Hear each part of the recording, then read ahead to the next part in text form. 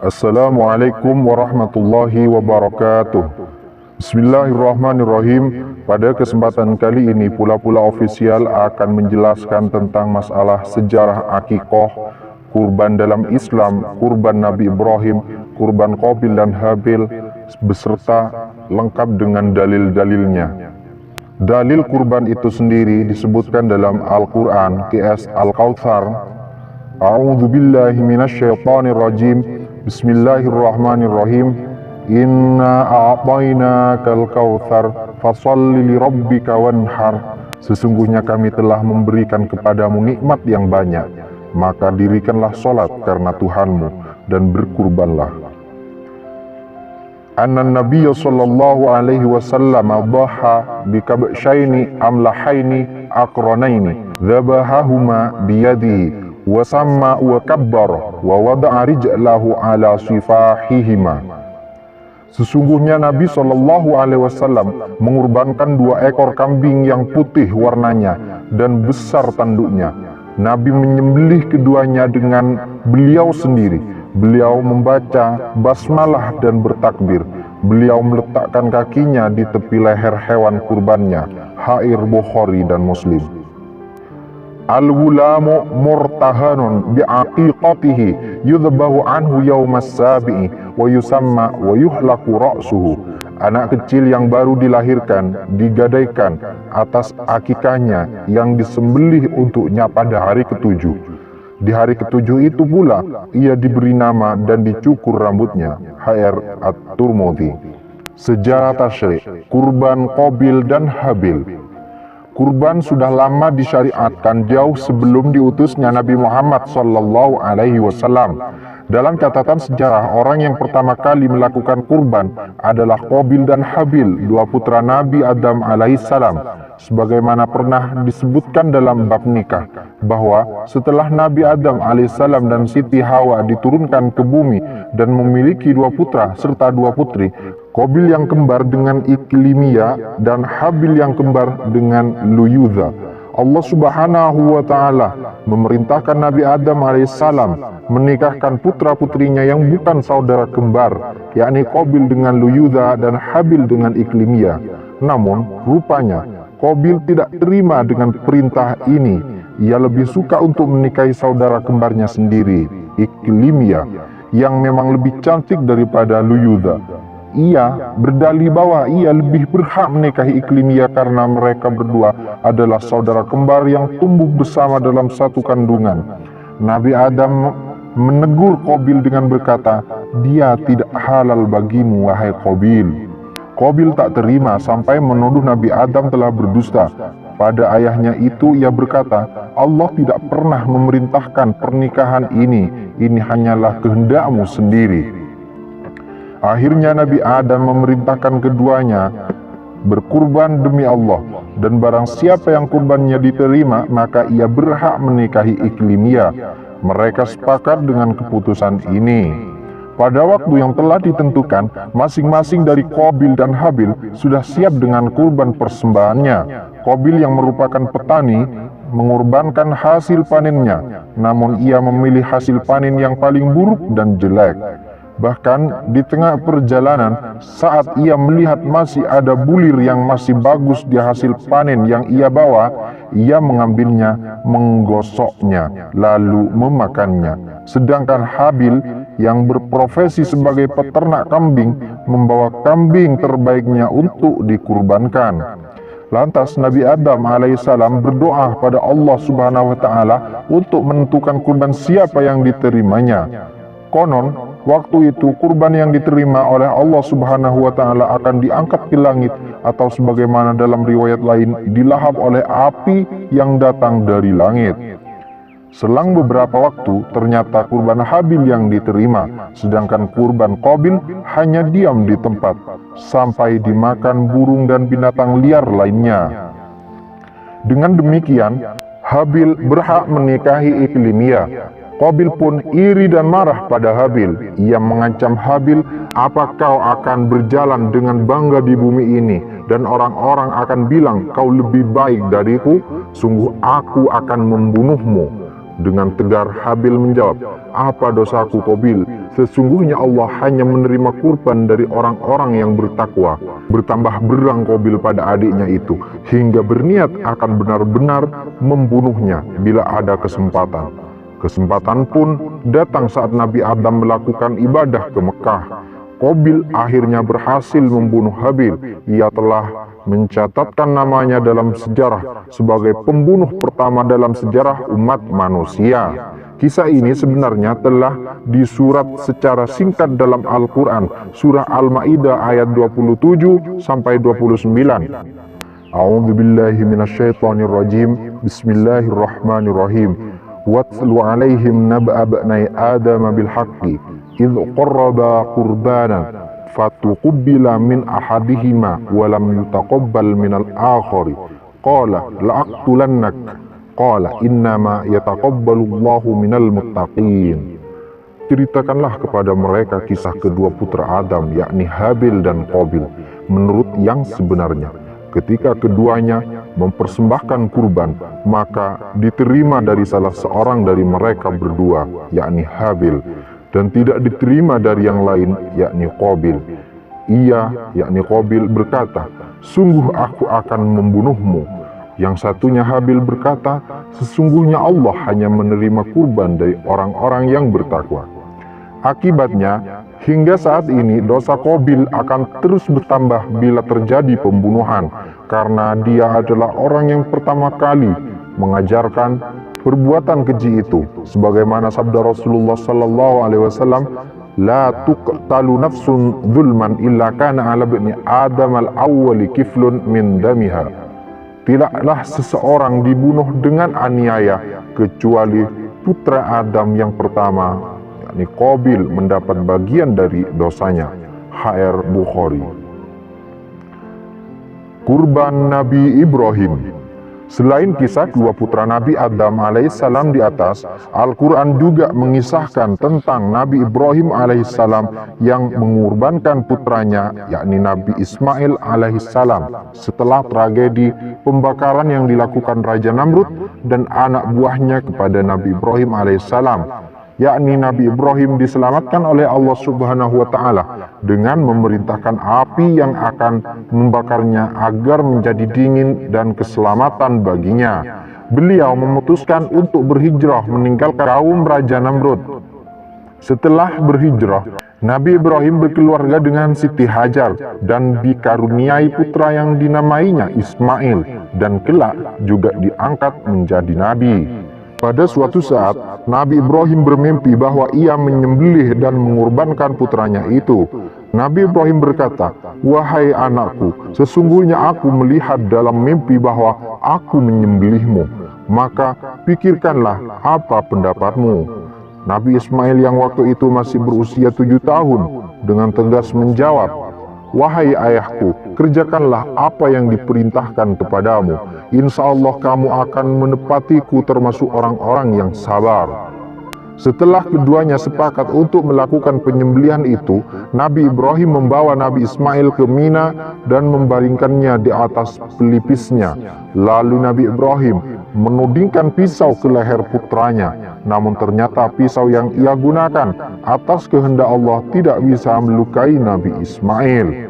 Allah Subhanahu wa Ta'ala berfirman, "Wa nadainahu ayya Ibrahim qad saddaqta ar-ru'ya inna kadzalika najzil muhsinin inna hadza lahuwal bala'ul mubin wa fadainahu bidhibhin 'azim wa tarakna 'alaihi fil akhirin." Dan kami panggillah dia, "Hai Ibrahim, sesungguhnya kamu telah membenarkan mimpi itu. Sesungguhnya demikianlah kami memberi balasan kepada orang-orang yang berbuat baik.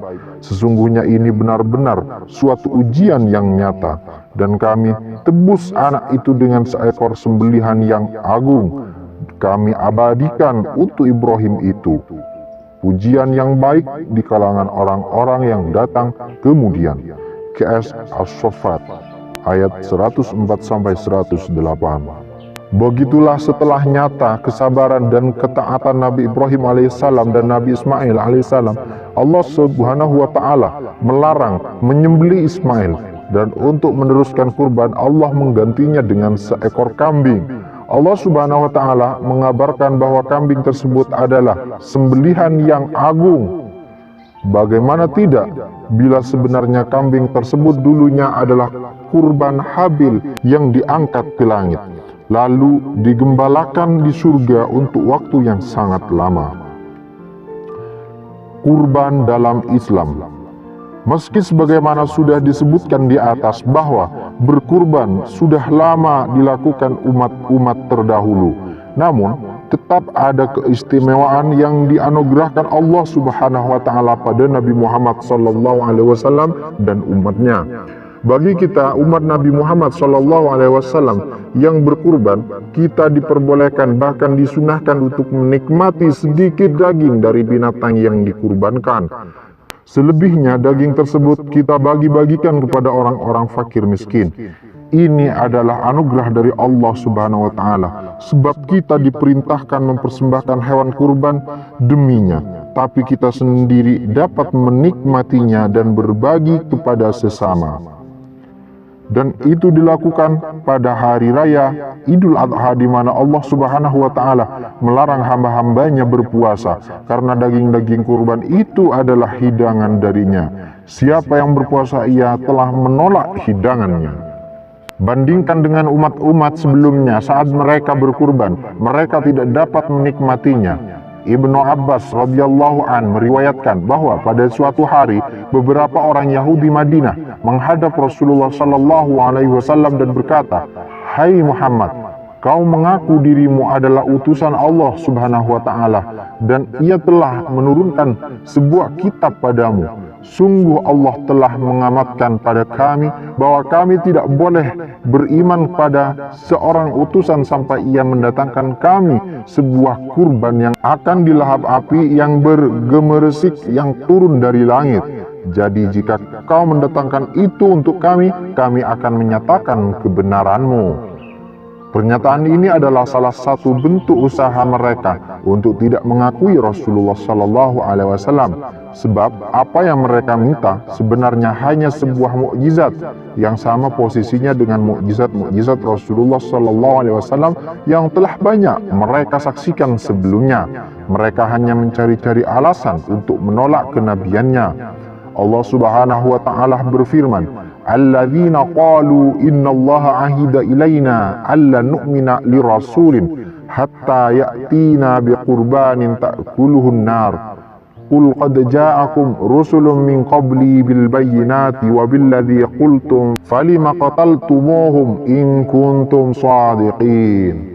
Orang-orang Yahudi itu yang mengatakan, "Sesungguhnya Allah telah memerintahkan kepada kami supaya kami jangan beriman kepada seorang rasul sebelum dia mendatangkan kepada kami kurban yang dimakan api. Katakanlah, wahai Muhammad, sesungguhnya telah datang kepada kamu beberapa orang rasul sebelumku, membawa keterangan-keterangan yang nyata dan membawa apa yang kamu sebutkan. Maka mengapa kamu membunuh mereka jika kamu adalah orang-orang yang benar?" QS Al-Imran. Terlepas dari fakta bahwa perkataan yang mereka ucapkan hanyalah muslihat, tapi setidaknya dengan itu mereka menjelaskan bahwa kurban dalam tradisi mereka tidak sama dengan kita. Bersyukurlah kita menjadi umat Nabi Muhammad SAW mendapat keistimewaan semacam ini. Sejarah Akikoh. Sebelum agama Islam datang, suku Quraisy pada zaman jahiliyah telah lama melakukan tradisi akikah untuk anak kecil yang baru dilahirkan. Dalam hal ini, yang mereka lakukan selain menyembelih seekor kambing adalah meletakkan sepotong kapas yang telah dilumuri darah hewan akikah pada kepala si bayi. Seperti yang telah diriwayatkan Abdullah bin Buraidah dari ayahnya, ia berkata, "Dulu kami di zaman jahiliyah, ketika salah satu dari kami dikaruniai seorang anak laki-laki, kami menyembelih seekor kambing lalu mengotori kepala anak itu dengan darah kambingnya. Setelah Rasulullah SAW datang membawa Islam, kami menyembelih kambing, mencukur rambut si anak dan meminyakinya dengan za'faron." Tidak hanya suku Quraisy, ternyata akikah juga pernah dilakukan kaum Yahudi. Hal ini pernah disabdakan Rasulullah SAW, "Innal Yahuda ta'uqqu 'anil gulami wa la ta'uqqu 'anil jariyati, fa'uqqu 'anil gulami syataini wa 'anil jariyati syatan." Sesungguhnya orang Yahudi berakikah untuk anak laki-laki dan tidak berakikah untuk anak perempuan. Maka berakikahlah kalian untuk anak laki-laki dengan 2 ekor kambing dan untuk anak perempuan dengan 1 ekor kambing. HR Al-Baihaqi. Islam datang tidak untuk merubah semua yang telah ada tanpa memilih mana yang baik dan mana yang buruk. Tradisi-tradisi yang telah ada mendahului kedatangannya tidak serta-merta dihapus. Jika tradisi yang ada jelas-jelas buruk, maka jelas Islam datang untuk menghapusnya. Tapi jika yang terjadi justru sebaliknya, maka tradisi itu tidak dihapus, namun hanya dirombak dan diisi dengan nilai-nilai Islami. Uraian, definisi dan ketentuan kurban atau udhiyah. Udhiyah adalah menyembelih binatang ternak dimulai dari hari raya kurban sampai hari tasyrik yang bertujuan untuk mendekatkan diri kepada Allah Subhanahu wa taala. Hukum dari udhiyah adalah sunnah muakkadah. Namun, ada 2 kasus di mana hukum berkurban menjadi wajib. Pertama, dengan berkata akan berkurban hewan ternak yang dimilikinya dengan syarat hewannya telah memenuhi syarat-syarat kurban dan sudah ditentukan atau ta'yin. Semisal, sambil menunjuk hewannya yang hendak dikurbankan. Seseorang berkata, "Kambing ini adalah kurbanku." Kedua, dengan bernazar. Semisal seseorang berkata, "Demi Allah aku akan berkurban." Syarat-syarat bagi orang yang berkurban adalah sebagai berikut. 1. Islam. 2. Mukallaf, baligh dan berakal. 3. Mampu, memiliki biaya kurban yang telah lebih dari nafkah dirinya dan keluarganya pada hari raya Idul Adha dan hari tasyrik. Hanya ada 3 jenis hewan yang bisa dikurbankan: unta, sapi, dan kambing. Syarat-syaratnya adalah sebagaimana berikut. 1.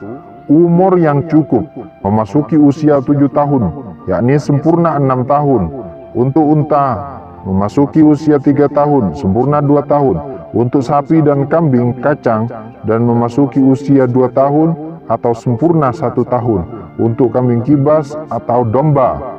2. Tidak terdapat cacat yang dapat mengurangi daging, seperti sangat kurus, pincang, buta, dan sebagainya. Selain yang telah disebutkan, ada beberapa hal yang perlu diperhatikan dalam berkurban, diantaranya: 1. Dalam hal hewan kurban, nadar yang tidak ditentukan atau ta'yin. Disyaratkan adanya niat berkurban ketika menyembelih. 2. 1 ekor unta atau sapi cukup untuk mewakili 7 orang, sedangkan 1 kambing untuk 1 orang. 3. Waktu penyembelihan dimulai setelah pelaksanaan sholat Idul Adha sampai terbenamnya matahari pada tanggal 13 Dzulhijjah. Kesunahan-kesunahan yang dilakukan ketika menyembelih hewan kurban ada 5. 1. Membaca basmalah. 2. Membaca sholawat. 3. Menghadap kiblat. 4. Membaca takbir sebelum membaca basmalah atau setelah membacanya 3 kali. 5. Doa. Penyembelih hendaknya membaca, "Allahumma hadhihi minka wa ilaika fataqabbal ni'matan minka alayya wa taqarrabtu biha ilaika fataqabbalha minni." Ya Allah, kurban ini darimu dan untukmu, maka terimalah kurban ini adalah nikmat darimu untukku, dan dengannya aku mendekatkan diriku kepadamu, maka terimalah ini dariku. Definisi dan ketentuan akikah. Akikah atau akikoh dalam bahasa Arab secara bahasa adalah sebutan untuk rambut kepala anak yang dilahirkan. Secara terminologi fikih, akikah adalah penyembelihan binatang ternak atau kambing pada hari ke-7 atas anak yang baru dilahirkan. Hukum dari akikah adalah sunnah muakkadah bagi wali dari anak yang dilahirkan. Waktu penyembelihan dimulai dari kelahiran anak dari rahim ibunya hingga anak yang dilahirkan tersebut beranjak balighh. Kemudian setelah balighh, tuntutan untuk mengakikahi anak bagi orang tua telah gugur.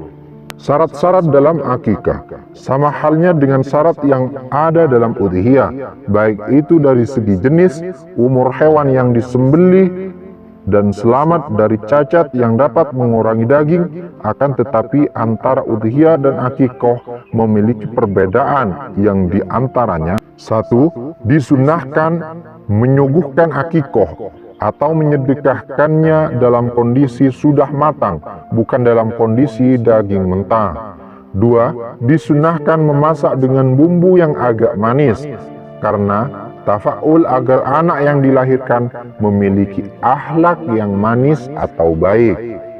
3. Disunnahkan untuk tidak memecah tulang dengan sembarangan, kecuali tulang persendian. Hal ini bertujuan tafaul agar anak yang dilahirkan diberi keselamatan seluruh anggota badannya. 4. Disunnahkan memberikan kaki kambing yang masih mentah kepada bidan atau dukun yang mengatasi persalinan bayi. Hal ini sebagaimana yang pernah Rasulullah SAW perintahkan pada Siti Fatimah radhiyallahu anha.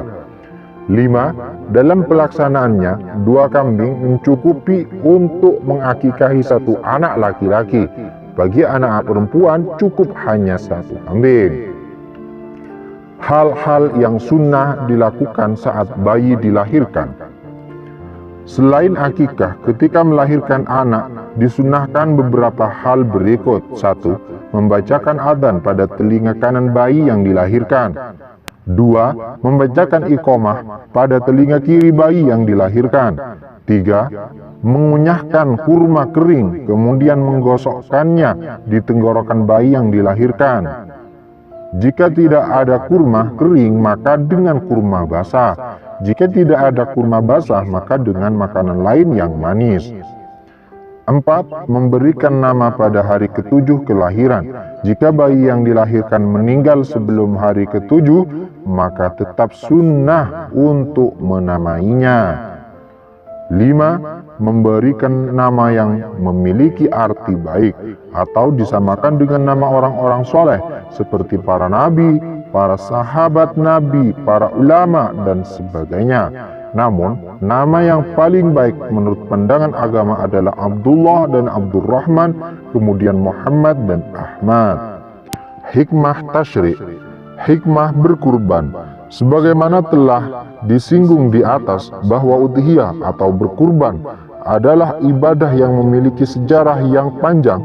Bagi orang yang hendak berkurban dan mengetahui beberapa kisah di atas, siogianya dapat mencari hikmah di baliknya. Lebih-lebih pengorbanan Nabi Ibrahim alaihissalam. Beliau adalah seorang nabi yang telah bertahun-tahun berkeluarga dengan Siti Sarah. Tidak segera diberi keturunan oleh Allah Subhanahu wa Ta'ala hingga beliau menikahi perempuan lain yang bernama Siti Hajar. Barulah memiliki putra yang dinamainya Ismail. Sebelum sempat Ismail dewasa, saat Allah Subhanahu wa Ta'ala memberi perintah pada Nabi Ibrahim untuk menyembelih putra satu-satunya itu, dalam hal ini tentu bukan hanya Nabi Ibrahim yang diuji. Ujian ini juga berlaku untuk Ismail yang waktu itu baru berusia 7 tahun, pun bagi Siti Hajar sebagai ibunya. Mereka semua diuji kesabarannya oleh Allah Subhanahu wa Ta'ala, dan setelah mereka berhasil melewati ujian tersebut, Allah Subhanahu wa Ta'ala membalas kesabaran dan pengorbanan mereka dengan balasan yang lebih besar. Kisah di atas sangatlah penting untuk didalami maknanya, bahwa semua pengorbanan yang kita lakukan, asal kita ikhlas karena Allah Subhanahu wa Ta'ala dalam melakukannya, akan mendapat ganjaran yang setimpal atau bahkan lebih besar darinya. Tidak hanya bagi diri sendiri, udhiyah atau berkurban memiliki hikmah yang bisa dinikmati oleh orang lain. Pesan yang ada di dalam berkurban yang prakteknya adalah dengan menyembelih hewan ternak dan membagi-bagikan dagingnya kepada sesama, sama dengan berzakat, yakni sebagai tali pengikat hubungan sesama muslim agar semakin mempererat ukhuwah Islamiyah dan menanam rasa kasih sayang pada sesama umat Rasulullah Shallallahu Alaihi Wasallam. Hikmah akikoh.